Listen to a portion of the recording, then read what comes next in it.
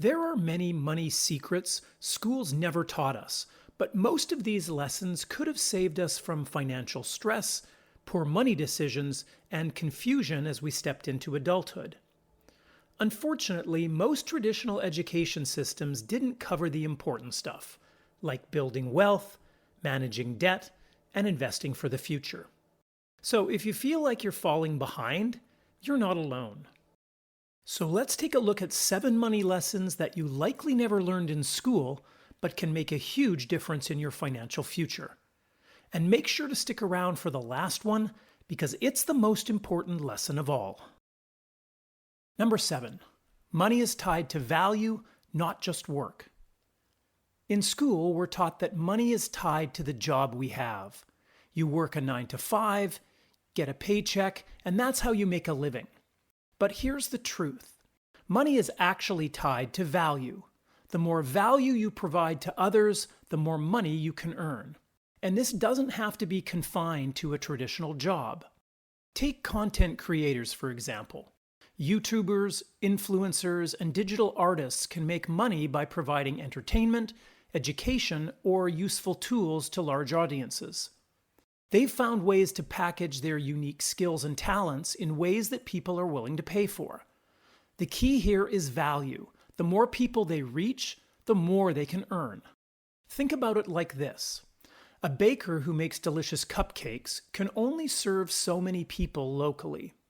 But if that same baker creates an online course teaching others how to make their signature cupcakes, they can reach thousands of people around the world, creating more value and earning far beyond what their local shop could generate. The essence of money is providing value. The more people you can impact with your skills, the more you can earn. Number 6, develop your own financial viewpoint. One of the most crucial things that we weren't taught in school is the importance of forming your own perspective on money. We've been conditioned to follow a set path. Go to school, get a good job, earn a paycheck, and follow the trends. If everyone around you is investing in a certain stock or buying the latest gadget, it's easy to feel pressured into doing the same. But you need to remember that forming your own financial strategy allows you to focus on what really matters to you. For example, one person might choose to invest in real estate, while another prefers to invest in stocks. The point is, your financial journey is unique. What works for others might not work for you. Develop your own viewpoint based on your values and your goals, and you'll be better equipped to make smarter money decisions. Number 5, budgeting isn't limiting, it's freedom. When we hear the word budget, most of us think of restrictions, but budgeting is actually about freedom.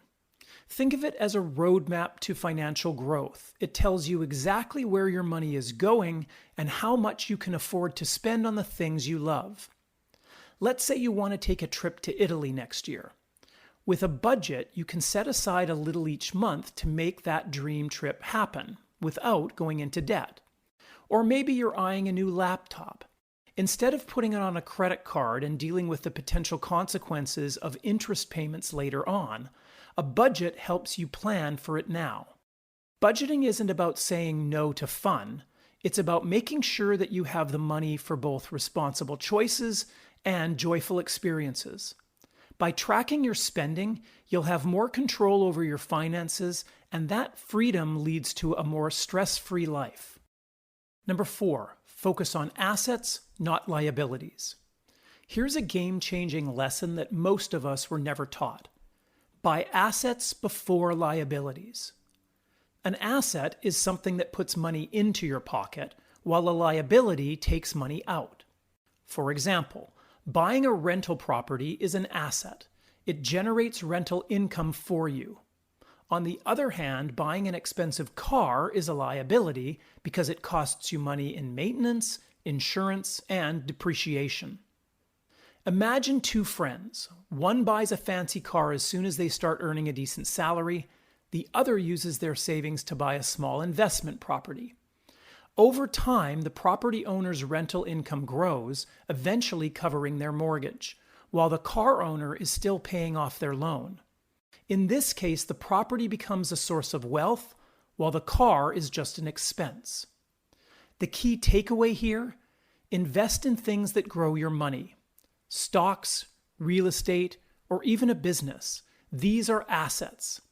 Liabilities like cars or designer clothes can come later when your assets are working for you. Number 3, your career is your biggest wealth-building tool. We weren't told in school that our career isn't just about getting a paycheck, it's a tool to build wealth. Finding work that you enjoy and that pays well can be the difference between just getting by and achieving financial success. Take the example of a software engineer who loves their job and earns a solid income. They invest a portion of their salary into stocks and real estate over the years. Because they're passionate about their work, they stick with it, moving up the ranks and increasing their salary. Meanwhile, their investments continue to grow alongside their career. On the flip side, someone who's in a job they hate is more likely to burn out or settle for less because they're unmotivated. The important idea is to find something you love and can commit to long term. Whether it's working for a company or starting your own business, your career is the biggest asset you have to building wealth. Number 2, taxes can be managed, not just paid.